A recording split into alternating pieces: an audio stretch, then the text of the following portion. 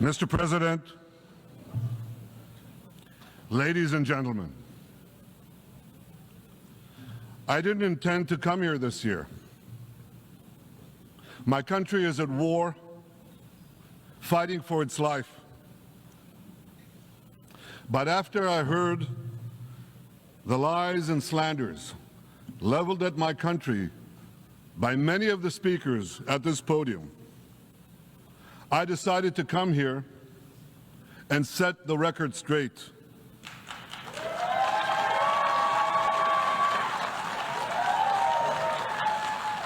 I decided to come here to speak for my people, to speak for my country, to speak for the truth.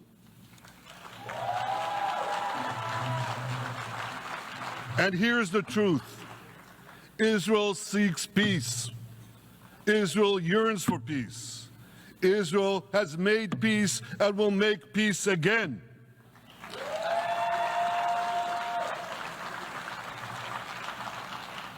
Yet we face savage enemies who seek our annihilation, and we must defend ourselves against these savage murderers. Our enemies seek not only to destroy us, they seek to destroy our common civilization and return all of us to a dark age of tyranny and terror. When I spoke here last year, I said we faced the same timeless choice that Moses put before the people of Israel thousands of years ago. As we were about to enter the Promised Land, Moses told us that our actions will determine whether we bequeath to future generations a blessing or a curse. And that is the choice we face today. The curse of Iran's unremitting aggression, or the blessing of a historic reconciliation between Arab and Jew. In the days that followed that speech, the blessing I spoke of came into sharper focus. A normalization deal between Saudi Arabia and Israel seemed closer than ever. But then came the curse of October 7th. Thousands of Iranian-backed Hamas terrorists from Gaza burst into Israel in pickup trucks, on motorcycles, and they committed unimaginable atrocities. They savagely murdered 1,200 people. They raped and mutilated women. They beheaded men. They burned babies alive. They burnt entire families alive, babies, children, parents, grandparents, in scenes reminiscent of the Nazi Holocaust. Hamas kidnapped 251 people from dozens of different countries, dragging them into the dungeons of Gaza. Israel has brought home 154 of these hostages, including 117 who returned alive. I want to assure you, we will not rest until the remaining hostages are brought home too. And some of their family members are here with us today. I ask you to stand up.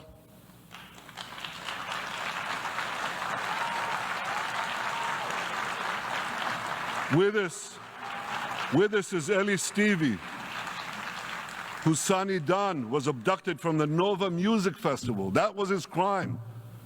A music festival. And these murderous monsters took him. Kobe Smirno, whose son Jonathan was murdered, and his corpse was taken into the dungeons, into the terror tunnels of Gaza. A corpse held hostage. Salim al-Atrash, whose brother Muhammad, a brave Arab-Israeli soldier, was murdered. His body too was taken to Gaza. And so was the body of Ifat Hyman's daughter in Bar, who was brutally murdered at that same music festival. With us is Sharon Sharabi, whose brother Yossi was murdered, and who prays for his older brother Eli, who is still held hostage in Gaza. And with us too is Izhar Lifsich from Kibbutz Nir Oz, a kibbutz that was wiped out by the terrorists. Thankfully, we achieved the release of his mother Yocheved, but his father Oded is still languishing in an underground terrorist hell of Hamas. I again promise you, we will return your loved ones home. We will not spare that effort until this holy mission is accomplished.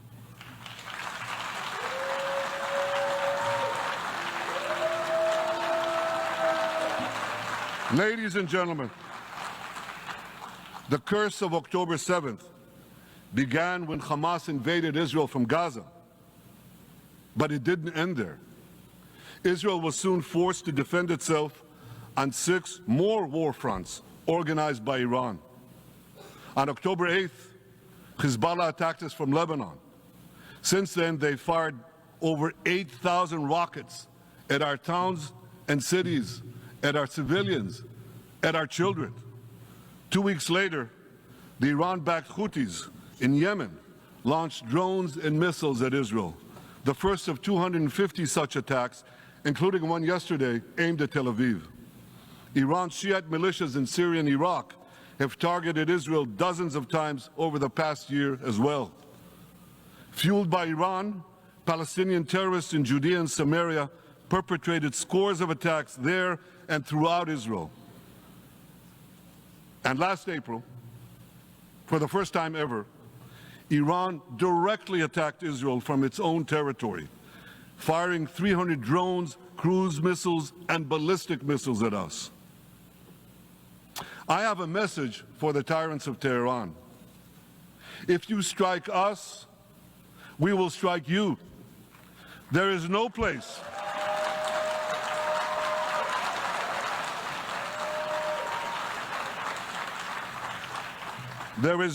in Iran that the long arm of Israel cannot reach, and that's true of the entire Middle East.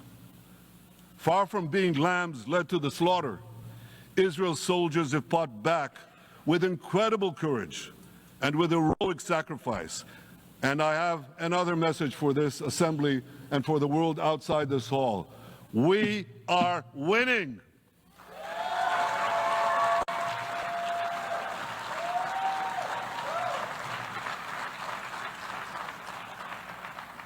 Ladies and gentlemen, as Israel defends itself against Iran in the seven-front war, the line separating the blessing and the curse could not be more clear.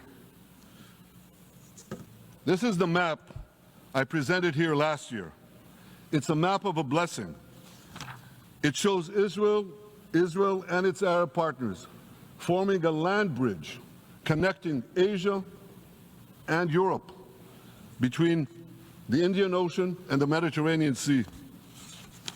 Across this bridge, we will lay rail lines, energy pipelines, fiber optic cables, and this will serve the betterment of 2 billion people. Now look at this second map. It's a map. Look at the second map. It's a map of a curse. It's a map of an arc of terror that Iran has created and imposed from the Indian Ocean to the Mediterranean. Iran's malignant arc has shut down international waterways. It cuts off trade. It destroys millions, destroys nations from within, and inflicts misery on millions. On the one hand, a bright blessing, a future of hope. On the other hand, a dark future of despair. And if you think this dark map is only a curse for Israel, if you think that, then you should think again. Because Iran's aggression, if it's not checked, will endanger every single country in the Middle East and many, many countries in the rest of the world. Because Iran seeks to impose its radicalism well beyond the Middle East. That's why it funds terror networks on 5 continents. That's why it builds ballistic missiles for nuclear warheads to threaten the entire world. For too long, the world has appeased Iran. It turns a blind eye to its internal repression. It turns a blind eye to its external aggression. Well, that appeasement must end. And that appeasement must end now.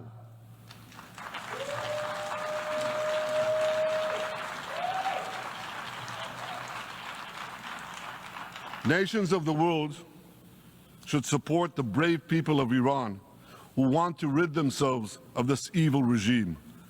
Responsible governments should not only support Israel in rolling back Iran's aggression, they should join Israel. They should join Israel in stopping Iran's nuclear weapons program. In this body, in the Security Council, we're going to have a deliberation in a few months.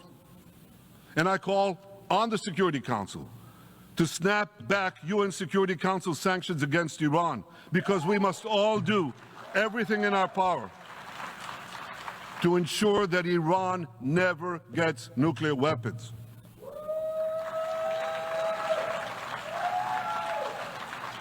For decades, I've been warning the world against Iran's nuclear program.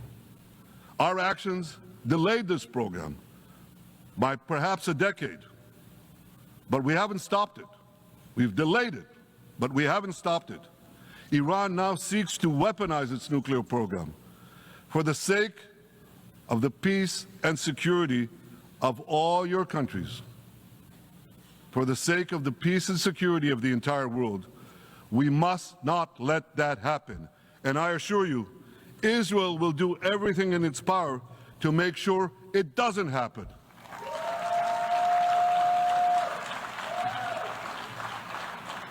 So, ladies and gentlemen, the question before us is simple.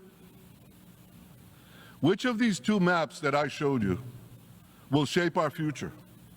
Will it be the blessings of peace and prosperity for Israel, our Arab partners, and the rest of the world?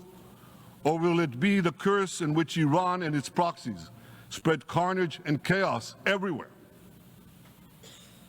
Israel has already made its choice. We've decided to advance the blessing. We're building a partnership for peace with our Arab neighbors while fighting the forces of terror that threaten that peace. For nearly a year, the brave men and women of the IDF have been systematically crushing Hamas's terror army that once ruled Gaza. On October 7th, the day of that invasion into Israel, that terror army numbered nearly 40,000 terrorists. It was armed with more than 15,000 rockets. It had 350 miles of terror tunnels, an underground network bigger than the New York subway system, which they used to wreak havoc above and below ground.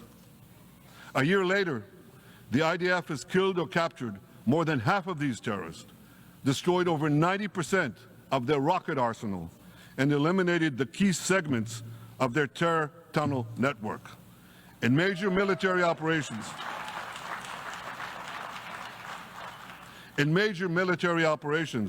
we destroyed nearly all of Hamas's terror battalions, 23 out of 24 battalions. Now, to complete our victory, we are focused on mopping up Hamas's remaining fighting capabilities.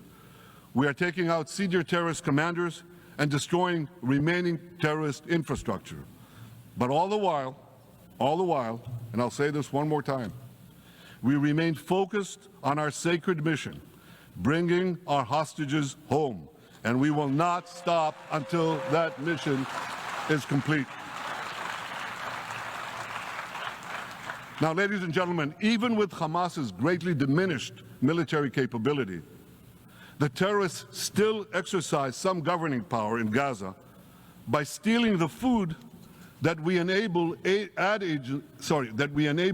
agencies to bring into Gaza. Hamas steals the food, and then they hike the prices. They feed their bellies, and then they fill their coffers with money that they extort from their own people. They sell the stolen food at exorbitant prices. And that's how they stay in power. Well, this too has to end, and we're working to bring it to an end.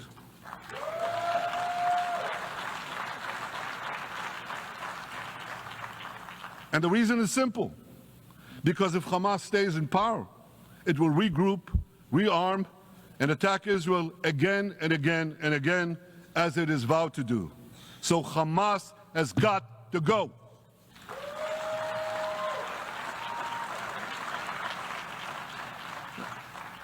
Just imagine, For those who say, well, Hamas has to stay, it has to be part of a post-war Gaza, imagine in a post-war situation in World War II, imagine allowing the defeated Nazis in 1945 to rebuild Germany. It's inconceivable, it's ridiculous. It didn't happen then, it's not going to happen now.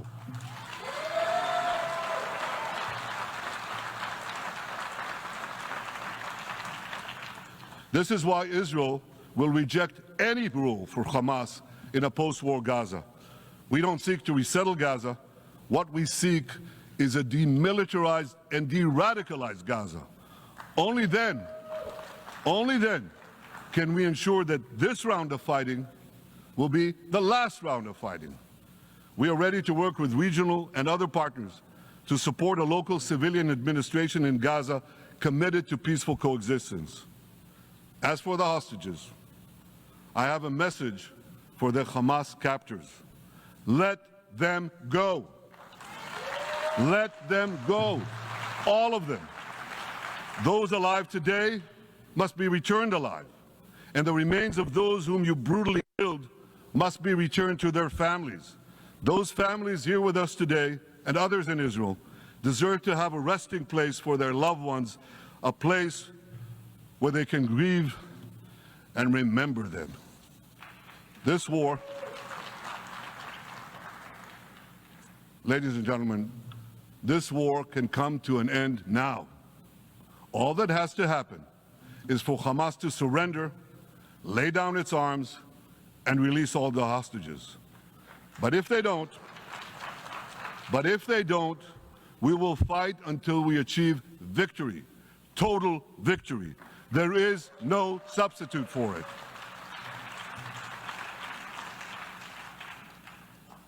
Israel must also defeat Hezbollah in Lebanon. Hezbollah is the quintessential terror organization in the world today. It has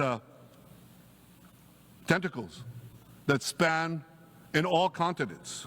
It has murdered more Americans and more Frenchmen than any group except bin Laden. It's murdered the citizens of many countries represented in this room. And it has attacked Israel viciously over the last 20 years, in the last year, completely unprovoked. A day after the Hamas massacre, on October 7th, Hezbollah began attacks against Israel, which forced more than 60,000 Israelis on our northern border to leave their homes, becoming refugees in their own land. Hezbollah turned vibrant towns in the north of Israel into ghost towns. So I want you to think about this in equivalent American terms.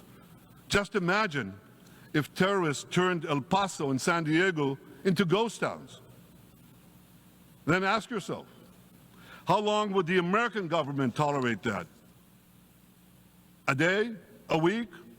A month? I doubt they tolerate it even for a single day. Yet Israel has been tolerating this intolerable situation for nearly a year. Well, I've come here today to say enough is enough.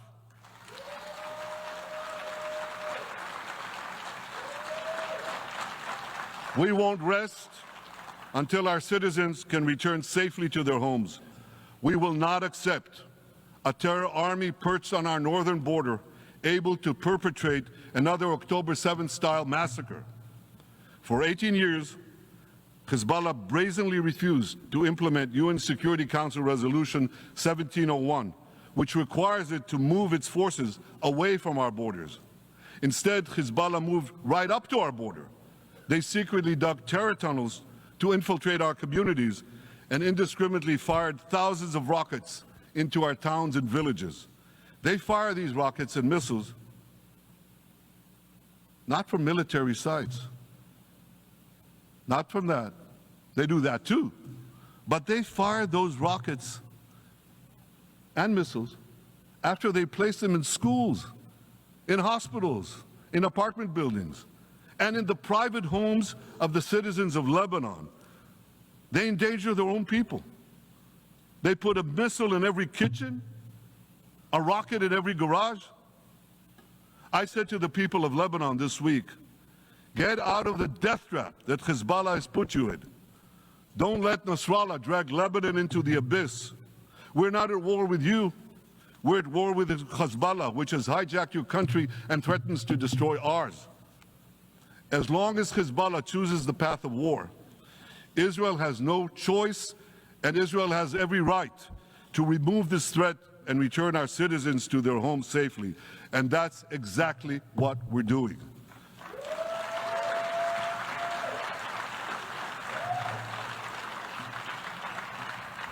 Just this week, the IDF destroyed large percentages of Hezbollah's rockets, which it built with Iran's funding for 3 decades. We took out senior military commanders who not only shed Israeli blood, but American and French blood as well. And then we took out their replacements, and then the replacements of their replacements. And we'll continue degrading Hezbollah until all our objectives are met.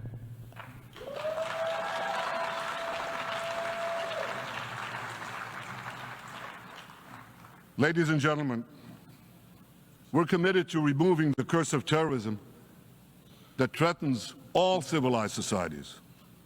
But to truly realize the blessing of a new Middle East, we must continue the path we paved with the Abraham Accords 4 years ago. Above all, this means achieving a historic peace agreement between Israel and Saudi Arabia.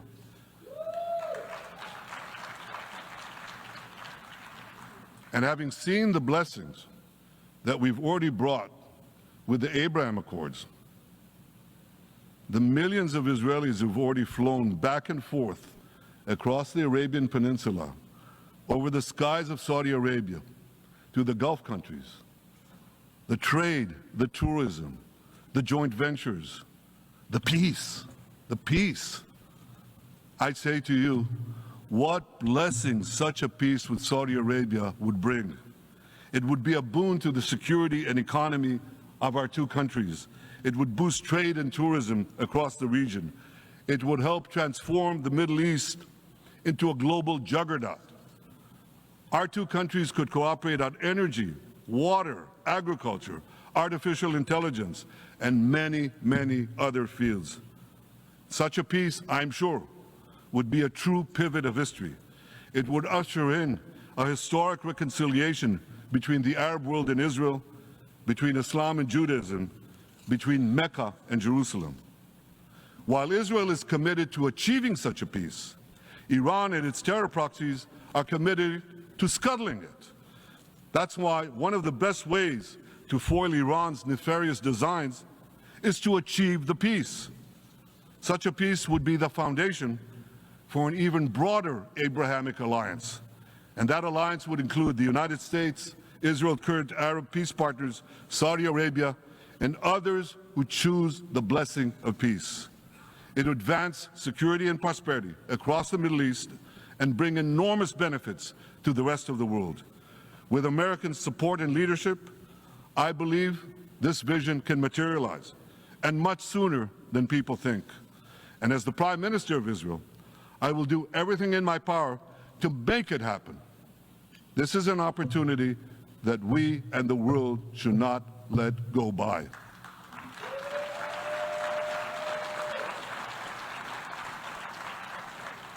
Ladies and gentlemen, Israel has made its choice.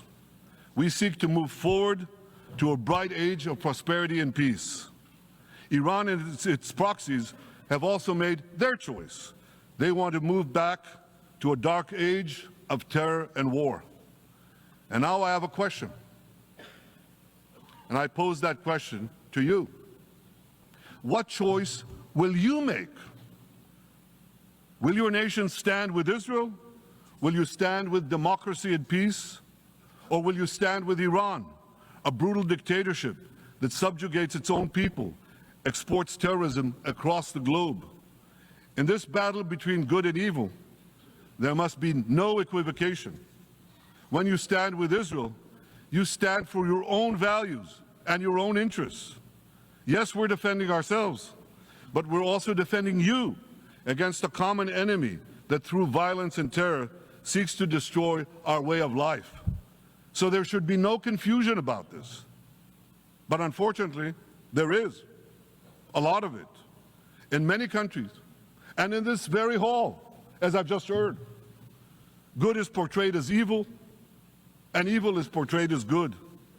We see this moral confusion when Israel is falsely accused of genocide, when we defend ourselves against enemies who try to commit genocide against us.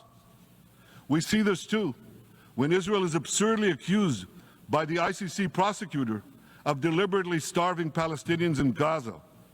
What an absurdity. We bring in 700,000 tons of food into Gaza. That's more than 3,000 calories a day for every man, woman, and child in Gaza. We see this moral confusion when Israel is falsely accused of deliberately targeting civilians.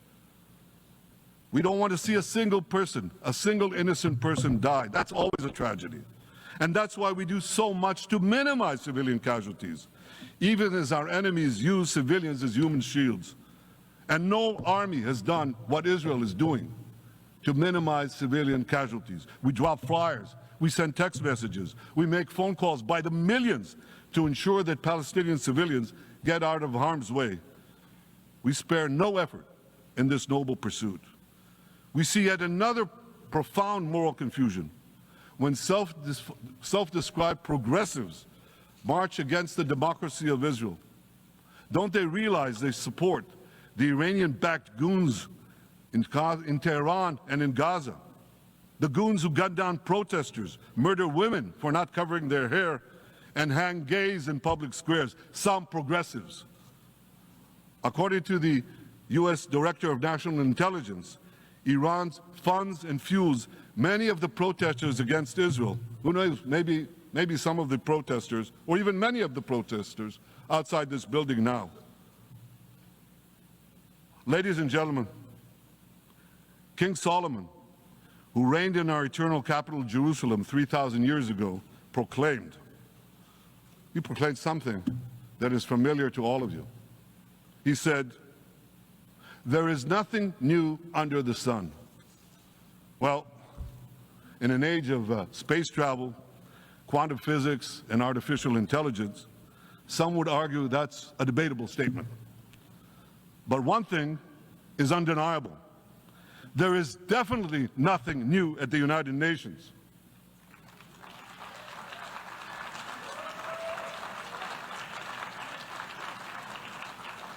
Take it from me. I first spoke from this podium as Israel's ambassador to the UN in 1984. That's exactly 40 years ago. And in my maiden speech here, I think it's the same podium, by the way. In my maiden speech here, I spoke against a proposal to expel Israel from this body. 4 decades later, I find myself defending Israel against that same preposterous proposal. And who's leading the charge this time? Not Hamas, but Abbas, Palestinian Authority President Mahmoud Abbas. This is the man who claims he wants peace with Israel. Yet he still refuses to condemn the horrific massacre of October 7th. He's still paying hundreds of millions to terrorists who murder Israelis and Americans. It's called pay for slay. The more you murder, the more you get paid. And he still wages unremitting diplomatic warfare against Israel's right to exist and against Israel's right to defend itself. And by the way, they amount to the same thing. Because if you can't defend yourself, you can't exist. Not in our neighborhood, certainly, and maybe not in yours. Standing in this podium 40 years ago, I told the sponsors of that outrageous resolution to expel Israel, "Gentlemen, check your fanaticism at the door." Today, I tell President Abbas and all of you who would shamefully support that resolution, check your fanaticism at the door. The singling out of the one and only Jewish state continues to be a moral stain on the United Nations. It has made this once respected institution contemptible in the eyes of decent people everywhere. But for the Palestinians, this UN House of Darkness is home court. They know that in this swamp of anti-Semitic bile, there's an automatic majority willing to demonize the Jewish state on anything. In this anti-Israel flat earth society, any false charge, any outlandish allegation can muster a majority.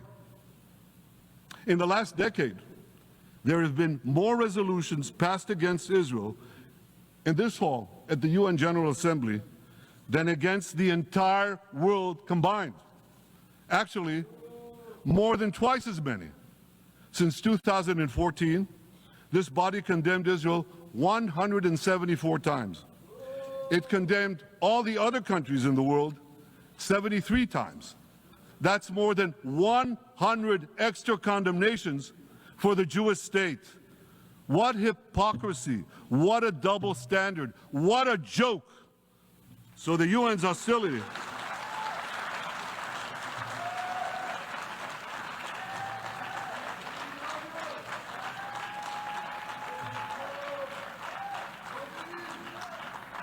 So all the speeches you heard today, all the hostility directed at Israel this year, it's not about Gaza. It's about Israel. It's always been about Israel's very existence. And I say to you, until the Jewish state is treated like other nations, until this anti-Semitic swamp is drained, the UN will be viewed by fair-minded people everywhere as nothing more than a contemptuous farce. Now, given the anti-Semitism at the UN, it should surprise no one that the prosecutor at the ICC, one of the UN's affiliated organs, is considering issuing arrest warrants against me and Israel's defense minister, the democratically elected leaders of the democratic state of Israel. The ICC prosecutors rushed to judgment. His refusal to treat Israel with its independent courts the way other democracies are treated is hard to explain by anything other than pure anti-Semitism. Ladies and gentlemen, the real war criminals are not in Israel. They're in Iran. They're in Gaza, in Syria, in Lebanon, in Yemen. Those of you who stand with these war criminals, those of you who stand with evil against good, with a curse against the blessing, those of you who do so should be ashamed of yourselves.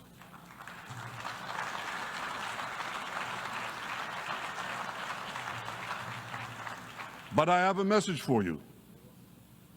Israel will win this battle. We'll win this battle because we don't have a choice. After generations in which our people were slaughtered, remorselessly butchered, and no one raised a finger in our defense, we now have a state. We now have a brave army, an army of incomparable courage, and we are defending ourselves. As the book of Samuel says in the Bible, Netzach Yisrael lo yishaker. The eternity of Israel will not falter.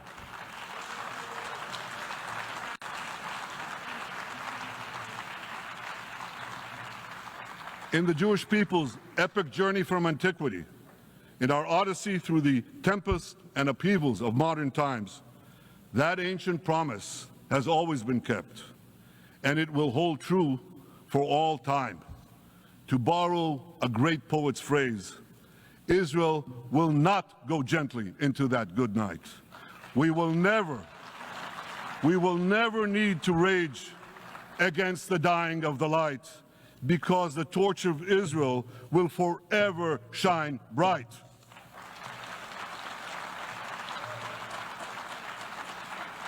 To the people of Israel and to the soldiers of Israel, I say, be strong and of good courage. חזקו ויצאו ואל תיראו מפניהם, כי אדוני אלוהיך הוא ההולך עמך, לא ירפך ולא יעזבך. Am Yisrael Chai, the people of Israel live now, tomorrow, forever. Thank you.